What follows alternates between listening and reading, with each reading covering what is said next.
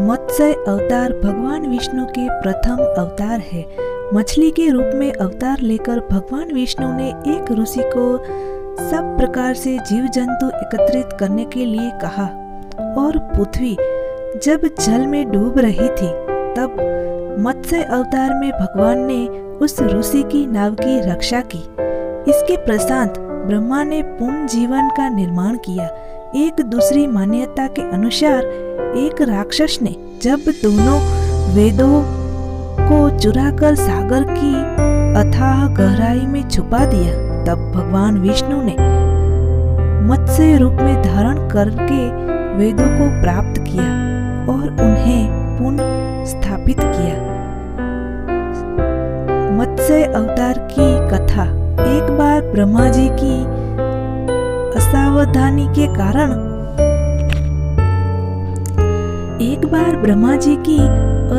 के कारण एक बहुत बड़े दैत्य ने वेदों को चुरा लिया।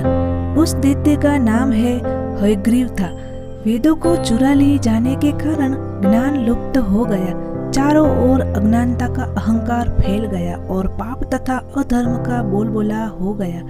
तब भगवान विष्णु ने धर्म की रक्षा के लिए मत्स्य रूप धारण करके हयग्रीव का वध किया और वेदों की रक्षा की। भगवान ने मत्स्य का रूप किस प्रकार धारण किया, इसकी विस्मयकारिणी कथा इस प्रकार है कि कल्पांत के पूर्व एक पुण्यात्मा राजा तप कर रहा था। राजा का नाम सत्यव्रत था। सत्यव्रत पुण्यात्मा तो था ही, बड़े उदार हृदय का भी था।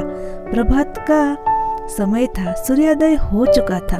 सत्यव्रत कृतमाला नदी में स्नान कर रहा था। उसने स्नान करके प्रसाद जब तर्पण के लिए अंजलि में जल लिया तो अंजलि में जल के साथ एक छोटी सी मछली भी आ गई। सत्यव्रत ने मछली को नदी के जल में छोड़ दिया। मछली बोली, राजा जनक, जल के बड़े बड़े जीव छोटे छोटे जीवों को मारकर खा जाते हैं। अवश्य कोई बड़ा जीव मुझे भी मारकर खा जाएगा। कृपा करके मेरे प्राणों की रक्षा कीजिए।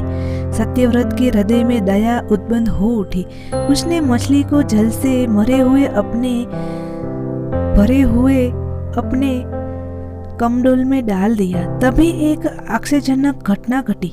एक रात में मछली का शरीर इतना बढ़ गया कि कमंडलू उसके रहने के लिए छोटा पड़ने लगा। दूसरे दिन मछली सत्यव्रत से बोली, राजन, मेरे रहने के लिए कोई दूसरा स्थान ढूंढिए क्योंकि मेरा शरीर बढ़ रहा है। मुझे घूमने फिरने में बड़ा कष्ट होता है। सत्यव्रत ने मछली को कमंडलू से निकालकर पानी से भरे हुए मटके में रख दिया। यहाँ भी मछली का शरीर रात भर में मटके में इतना बढ़ गया कि मटका भी उससे रहने के लिए छोटा पड़ने लगा। दूसरे दिन मछली पुनः सत्यव्रत से बोली, राजन, मेरे रहने के लिए कहीं और प्रबंध कीजिए क्योंकि मटका भी मेरे रहने के लिए छोटा पड़ रहा है। तब सत्यव्रत ने मछली को निकालकर एक सरोवर में डाल दिया, किंतु सरोवर भी मछली के लिए छोटा पड़ गया। इसके बाद सत्यव्रत ने मछली को नदी में और फिर उसके बाद समुद्र में डाल दिया। आश्चर्यजनक, समुद्र भी मछली का